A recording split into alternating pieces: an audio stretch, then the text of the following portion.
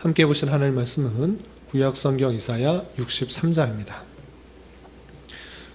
어제까지 이사야서 66장을 다 읽었고요. 오늘과 내일은 복습하는 날인데 63장 중에서 15절부터 19절까지 말씀을 함께 살펴보겠습니다. 구약성경 이사야 63장 15절부터 19절까지 말씀, 구약성경 1045면 전후를 보시면 되겠습니다. 15절부터 함께 공독합니다. 주여 하늘에서 굽어 살피시며 주의 거룩하고 영화로운 처소에서 보옵소서. 주의 열성과 주의 능하신 행동이 이제 어디 있나이까? 주께서 베푸시던 간곡한 자비와 사랑이 내게 그쳤나이다. 주는 우리 아버지시라. 아브라함은 우리를 모르고 이스라엘은 우리를 인정하지 아니할지라도 여호와여, 주는 우리의 아버지시라. 옛날부터 주의 이름을 우리의 구속자라 하셨거늘 여호와여, 어찌하여 우리로 주의 길에서 떠나게 하시며 우리의 마음을 완고하게 하사 주를 경외하지 않게 하시나이까? 원하건대 주의 종들 곧 주의 기업인 지파들을 위하사 돌아오시옵소서. 주의 거룩한 백성이 땅을 차지한 지 오래지 아니하여서 우리의 원수가 주의 성소를 유린하였사오니 우리는 주의 다스림을 받지 못하는 자 같으며 주의 이름으로 일컬음을 받지 못하는 자 같이 되었나이다. 아멘. 네, 감사합니다. 오늘 말씀을 살펴볼 본문은 이사야 63장 15절부터 19절을 중심으로 전체적으로 복습하는 시간을 갖도록 하겠습니다. 오늘 특별히 이사야 2월 달에는 이사야 40장부터 66장까지를 통하여서 하나님께서 이스라엘 백성들, 택하신 백성들에게 어떻게 구원을 베푸시는지 잘 살펴볼 수 있었습니다. 그것은 다름 아니라 부패하고 타락한 이스라엘 백성들을 구원하시는 것은 하나님께서 긍휼히 여기셔서 그의 주권 가운데 그 택하신 백성들을 은혜로 부르시고 구원하시는데, 공의를 위해서 그들의 죄악을 중보자 메시아를 통해서, 여호와의 종을 통하여서 그 모든 죄를 그에게 맡기고 죄사 대속의 은혜를 베풀어 주셔서 그를 회복시키시고 구원하신다라는 그 말씀들을 이사야 뒷부분을 통해서 잘 살펴볼 수 있었던 것입니다. 그러면 우리가 은혜로 구원받은 자로서 어떠한 삶을 살아가야 되는가, 자세가 어떻게 해야 되는가, 태도가 어떻게 해야 되는가가 이사야 56장부터 66장까지 나와 있는 것입니다. 그래서 남아있는 자의 자세와 또 하나님의 약속이 맨 뒷부분에 있는데, 오늘은 은혜로 구원받은 자로서 어떠한 삶을 살아야 되는지, 또 요구되는 자세가 무엇인지 다시 한번 내용을 복습해 보면서 은혜 받고 또 도전받는 시간 갖도록 하겠습니다. 우선 56장 1절에서 보면 은혜로 구원받은 자로서 무엇은 어떤 일들을 행해야 되는지 이렇게 표현되어 있습니다. 56장 1절 보시면 이런 표현이 있습니다. 56장 1절입니다. 여호와께서 이와 같이 말씀하시기를 너희는 정의를 지키며 의를 행하라. 이는 나의 구원이 가까이 왔고 나의 공의가 나타날 것임이라 하셨도다 라고 표현하고 있습니다. 56장에서 전체적으로 말하고 있는 것은 무엇인가? 구원을 받기 위해서 공의를 행하고 정의를 행하는 것이 아니라 하나님의 주권 가운데 택하신 백성들을 고치셔서 구원시키시고 회복시키시는 것인데, 그럼에도 마땅히 행해야 될 자세, 너희는 정의를 지키며 공의를 행하는 그 모습들을 보여야 될 것을 표현하고 있는 것입니다. 이것이 마땅히 하나님께서 택하신 백성들의 자세인 줄 알아 우리 또한 정의롭고 공의로운 그 모습들을 지켜나가야 될 것을 기억하며 행해 나가야 될 것입니다. 그리고 한 장 넘겨서 57장에는 이런 표현도 있습니다. 57장 57장에서 강조하고 있는 것은 무엇이냐라고 할 때 우상 숭배하지 말아야 된다는 것을 보이고 있는데, 그 중에서도 12절 13절에서는 비슷한 표현이 이렇게 표현되어 있습니다. 12절 13절 보시면 내 공의를 내가 보이리라. 내가 행한 일이 내게 무익하니라. 내가 부르짖을 때에 내가 모은 우상들에게 너를 구원하게 하라. 그것들은 다 바람에 날려가겠고 기온에 불려갈 것이로되 나를 의뢰하는 자는 땅을 차지하겠고 나의 거룩한 산을 기업으로 얻으리라. 하면서 이스라엘 백성임에도 불구하고 자신의 탐심에 따라서 자기에게 유익이 되고 자기에게 기쁨이 되는 것을 조차 여러 우상 숭배를 하였던, 우상들에 대해서 숭배하였던 그 모습들 행하지 말고 오직 하나님을 의지하고 하나님을 찾아 온전히 하나님만을 섬길 것을 촉구하고 있는 것을 볼 수 있습니다. 이렇게 우리 또한 이 땅의 다양한 것들을 취하기 위해서, 육신의 정욕을 위해서 탐심 때문에 이 땅 하나님 외에 다른 것을 의지하고 다른 것을 좇는 것이 아니라 오직 하나님만을 의뢰하고 의지하는 모습으로 하나님만을 섬기는 정의롭고 공의로운 모습을 가져야 될 것을 교훈받았던 것입니다. 또 58장에서는 어떤 내용이 있는가? 58장에서는 하나님께서 기뻐하는 금식이 무엇인지를 잘 표현하고 있습니다.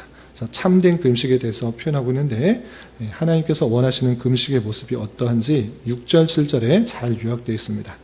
6절, 7절 보시면 내가 기뻐하는 금식은 흉악에 결박을 풀어주며 멍에에 줄을 끌어주며 압제당하는 자를 자유하게 하며 모든 멍에를 꺾는 것이 아니겠느냐. 또 줄인 자에게 양식을 나누어 주며 유리하는 빈민을 집에 들이며 헐벗은 자를 보면 입히며 또 내 고륙을 피하여 스스로 숨지 아니하는 것이 아니겠느냐라고 표현하고 있습니다. 그래서 금식하는 것, 먹는 것을 패하여 하나님께 기도하는 것, 그 자체의 모습은 참으로 귀해 보이고 옳아 보이는 것 같아 보이지만 금식은 하지만 실제 삶에 있어서 자기의 밑에 있는 부하들을 압제하고 탄압하고 자기는 마음을 조여매며 금식을 하며 하나님께 나아가는 모습은 있지만 오히려 실제의 삶에 있어서는 하나님께서 원하시는 삶을 살지 않으면서 자기가 원하는 것만 부르짖는 그 모습들, 그것 참된 금식이 아니다라고 표현하고 있으면서 그럼 참된 금식이 무엇이냐라고 할 때 하나님께서 기뻐하는 금식은 흉악의 결박을 풀어주며 멍에의 줄을 끌어주며 압제당하는 자를 자유하게 하며 모든 멍에를 꺾는 것, 이것은 자기의 압제를 행하는 것이 아니라 그 압제에 당해 있는 모든 것을 풀어주는 것. 그 노예들 또 종들을 마음대로 부리는 것이 아니라 그들에게 참된 자유를 주는 그런 금식이다 라고 하고 있고, 또 줄인 자에게 양식을 나눠주며 유리하는 빈민에게 집을 드리고 헐벗은 자를 입히는 것. 그렇게 자신에 있는 것들을 퍼주면서 자기에 있는 것들을 다 나눠주면서 어쩔 수 없이 내가 못 먹고 덜 먹게 되는 것, 그것이 참된 금식이다 라고 이렇게 표현하고 있는 것입니다. 그래서 종교적인 형식이 물론 중요하지만, 종교적 형식도 중요하지만 실제 삶에 있어서 우리 만나는 다양한 주변의 사람들에 있어서 하나님께서 베푸시는 그런 사랑과 또 정의와 공의를 온전히 베푸는 것, 그것이 이어질 때 참으로 하나님께서 기뻐하시는 그런 종교적인 모습이 될 것이다, 이렇게 표현하고 있는 것입니다. 그래서 외적인 그런 모습들만 아니라 실제 만나는 다양한 삶에 있어서 하나님께 받은 그 사랑들을 베풀고 또 그렇게 베풀다가 또 못 먹고 또 덜 먹게 되는 그런 일들, 그것을 오히려 더 하나님께서 기뻐하신다라는 말씀을 우리는 도전받아야 할 것입니다. 그리고 58장 13절과 14절에서도 이런 표현이 있습니다. 58장 13절 14절에도 안식일을 어떻게 지켜야 되는가라고 할 때 안식일을 지키는 것 같아 보이지만 실제 안식에 쉬면서 오락을 즐기는 모습들, 그걸 지적하고 있습니다. 안식일 날 아무 일 하지 마라, 일하지 말라 이렇게 했는데 오히려 아무 일 안 하니까 자기의 기쁨과 즐거움을 위해서 행하는 일들이 무엇인가? 오락을 행하면서 또 즐거운 날이라 하면서 자기의 기쁨과 즐거움, 오락을 행하는 그런 모습들로 나타나고 있다는 것입니다. 그래서 안식일이 주어졌을 때 그 의미가 무엇인지를 잘 생각하지 않고 또 자기의 유익과 만족을 위해서 자기의 기쁨과 즐거움으로서 행하게 되면 그 안식일의 참된 의미를 알지 못한 채 잘못 행하게 됨으로 말미암아 안식일에 참으로 쉼으로 말미암아 아무것 행하지 않고 오직 하나님께만 기쁨을 돌리고 영광을 돌리고 행하지 않아도 하나님께서 책임져 주시고 또 우리를 모든 것을 지켜주실 것이라는 굳은 믿음 가운데 살아야 될 것을 촉구하고 있는 것을 볼 수 있습니다. 또한 59장에서는 어떤 내용들이 나오는가라고 할 때 전체적으로 이스라엘 백성들을 다시 한번 죄를 지적하는 모습들이 나옵니다. 하나님께서 손이 짧아 구원하지 못한 게 아니고 귀가 둔하여 듣지 못한 것이 아니고 너희들의 죄악 때문에 지금 심판을 받고 또 어려움 가운데 있는 것을 적나라하게 지적하는 것입니다. 그래서 그들의 다양한 죄악들을 하나하나 지적하면서 너희들이 깨달아야 될 것은 무엇인가? 내 죄성들을 깊이 깨달아야 된다는 것입니다. 자신의 힘과 자신의 능력과 자신의 그런 계획들을 의지하는 것이 아니라 내 생각과 판단과 계획들이 참으로 부족하고 또 연약하고 죄악으로 기울어 있는 줄 알아 항상 주님 앞에서 나의 죄성과 연약함을 고백하며 은혜를 구하는 자로서 있는 것입니다. 내 힘, 내 능력, 내 판단, 내 긍정의 힘을 빚는 것이 아니라 내 죄성들을 고백하며 하나님의 은혜가 아니면 하루도 살 수 없다라는 그런 고백, 그것이 마땅한 우리의 자세다라고 이렇게 표현하고 있는 것입니다. 그래서 59장 전체에서는 이스라엘 백성들을 죄악을 지적하면서 자신의 죄성들을 온전히 고백할 때 그것이 하나님 앞에 참으로 올바른 모습으로 나타나게 된 것을 보여주고 있습니다. 그리고 60장에서 어떤 내용들이 나오는가라고 할 때 일어나 빛을 발하라 하고 하면서 하나님께서 이 모든 구원 계획을 알려주신 이후에 너희는 이러한 삶을 살아야 될 뿐만 아니라 일어나 빛을 발하는 삶을 살아야 된다라고 표현하고 있습니다. 그것은 그들 자체에서 빛이 나오는 것이 아니라 그들 자체는 죄악과 또 탐욕과 우상숭배와 또 연약한 모습들이 있지만 하나님께 그 놀라운 구원의 은혜를 받고 구원의 섭리를 깨달은 자로서 그것을 세상 사람들에게 빛을 비추는 역할을 감당해야 된다라고 표현하고 있는 것입니다. 그래서 먼저 이런 복음의 말씀, 은혜의 말씀 받은 자로서 아직 세상에 알지 못하는 자들에게 빛을 비추어 올바른 길로 되돌아오게 하는 그런 일들을 감당해야 될 것을 표현하고 있는 것입니다. 그런 표현이 어디 또 나오는가 할 때 61장에서도 이렇게 표현하고 있습니다. 61장 1절부터 3절까지 보시면 주 여호와의 영이 내게 내리셨으니 이는 여호와께서 내게 기름 부으사 가난한 자에게 아름다운 소식을 전하게 하려 하심이라. 나를 보내사 마음이 상한 자를 고치며 포로된 자에게 자유를 갇힌 자에게 노임을 선포하며 여호와의 은혜의 해와 우리 하나님의 보복의 날을 선포하여 모든 슬픈 자를 위로하되 무릇 시온에서 슬퍼하는 자에게 화관을 주어 그 죄를 대신하며 기쁨의 기름으로 그 슬픔을 대신하며 찬송의 옷으로 그 근심을 대신하고 그들이 의의 나무 곧 여호와께서 심으신 그 영광을 나타낼 자라 일컬음을 받게 하려 하심이라 라고 표현하고 있습니다. 1차적인 이 말씀은 이사야 선지자가 마땅히 그 은혜를 전할 때로 부르심을 받은 것이고 2차적으로는 은혜를 받은 그 백성들 그리고 궁극적으로는 메시아께서 이 일들을 행하실 것을 내포하고 있는 것을 볼 수 있습니다.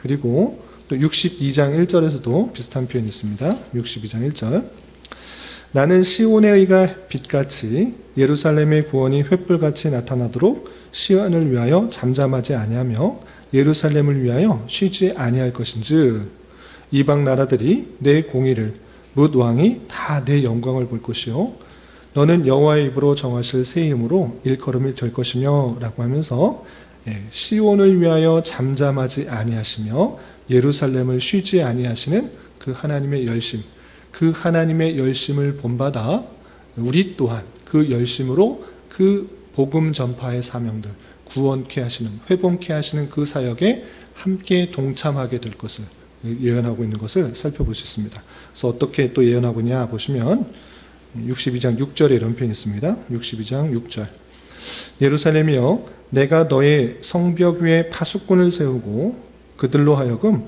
주야로 계속 잠잠하지 않게 하였느니라. 너희 여호와로 기억하시게 하는 자들아, 너희는 쉬지 말며, 라고 하면서 하나님께서 쉬지 않고 그 일들을 감당하시는데, 잠잠치 않고 하시는데 파수꾼을 세워서 그 일들을 감당하시겠다. 그러니 너희는 쉬지 말고 그 일들을 계속 잘 감당해야 된다, 라고 우리 또한 그 사역에 동참하는 자로서 있다라는 것을 강조하고 있습니다. 또한 10절에는 이런 표현도 있습니다. 10절, 성문으로 나아가라, 나아가라. 백성이 올 길을 닦으라. 큰 길을 수축하고 수축하라. 도를 제하라. 만민을 위하여 기치를 들으라, 라고 하면서 하나님의 그 놀라운 복음을 받은 자로서 택하신 백성들뿐만 아니라 만민에게 그 택하신 백성들이 있는 줄 알아. 그 기치를 들렀을 때 그들이 올바로 돌아올 수 있도록, 평안히 돌아올 수 있도록 길을 닦고 큰 길을 수축하고 수축하는 것, 그것이 은혜로 구원받은 자로서 마땅한 자세다. 그것을 나만 구원받고 끝내는 것이 아니라 하나님의 택하신 백성들이 다시 되돌아올 수 있도록 파수꾼으로서의 역할과 또 길을 수축하여서 또 기치를 드는 역할로서 다시 돌아올 수도 하는 것이 마땅한 자세다라고 강조하고 있습니다. 그리고 오늘 읽었던 63장과 64장에서는 어떤 내용들이 있는가? 하나님께서 그 놀라운 구원 계획을 하시고 또 역사하시고 또 택하신 백성들을 열심으로 쉬지 않고 부르시는데, 또한 너희들은 어떻게 되는가? 구원이 있기를 간구하라, 이렇게 표현하고 있는 것입니다. 우리 읽었던 63장 15절부터 19절까지 어떤 표현이 있었는가 쭉 보시면 17절에 이런 표현이 있습니다. 17절, 여호와여, 어찌하여 우리로 주의 길에서 떠나게 하시며 우리의 마음을 완고하게 하사 주를 경외하지 않게 하시나이까? 원하건대 주의 종들 곧 주의 기업인 지파들을 위하사 돌아오시옵소서. 주의 거룩한 백성이 땅을 차지한 지 오래지 아니하여서 우리의 원수가 주의 성소를 유린하였사오니 우리는 주의 다스림을 받지 못하는 자 같으며 주의 이름으로 일컬음을 받지 못하는 자 같이 되었나이다. 지금 어떤 기도를 하고 있는 것입니까? 아버지 하나님 대신 그 하나님께 다시 되돌아와서 우리를 구원케 해달라고 하고 있습니다. 성소가 유린되었고 하나님께서 약속하신 땅이 빼앗겨서 우리는 지금 종노릇하고 있지 않습니까? 아버지시여 내려오셔서 우리를 구원해 주십시오, 라고 간구하고 있는 것입니다. 그리고 계속해서 64장에서도 같은 표현을 하고 있는 것입니다. 같은 표현 보시면 1절 2절 보시면, 원하건대 주는 하늘을 가르고 강림하시고 주 앞에서 산들이 진동하기를 불이 섭을 사르며 불이 물을 끓임 같게 하사 주의 원수들이 주의 이름을 알게 하시며 이방 나라들로 주 앞에서 떨게 하옵소서, 라고 되어 있고, 또 끝에 같은 내용인데 맨 마지막 12절에 이렇게 표현되어 있습니다. 12절 보시면, 여호와여 일이 이러하거늘 주께서 아직도 가만히 계시려 하시나이까?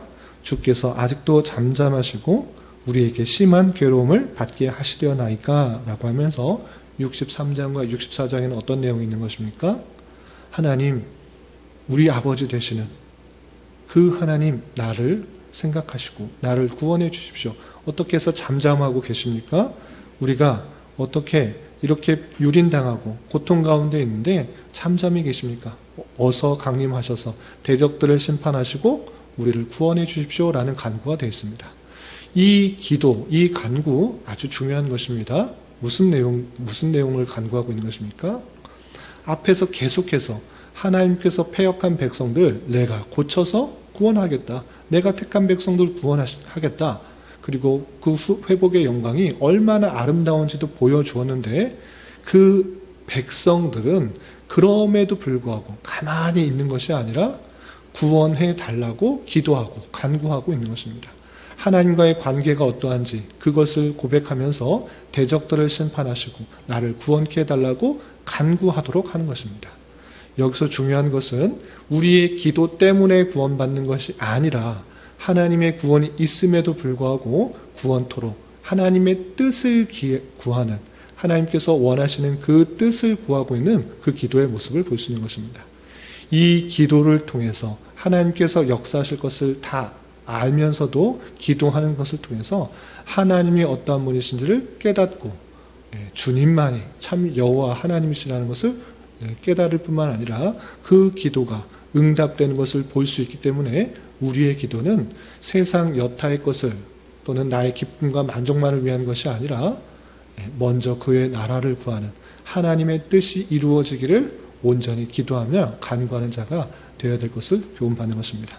우리 또한 우리의 먹을 것, 입을 것, 우리의 생각과 기대보다 훨씬 더 풍성한 것으로 가장 적절할 때 채워주시는 줄 알고 그런 세상적인 근심보다는 먼저 그의 나라와 의를 구하고 하나님의 뜻이 무엇인지를 깨닫고 그 뜻이 온전히 이루어지기를 나를 통해서 이루어지기를 기도하는 자로서 삶을 살아야 될 것입니다.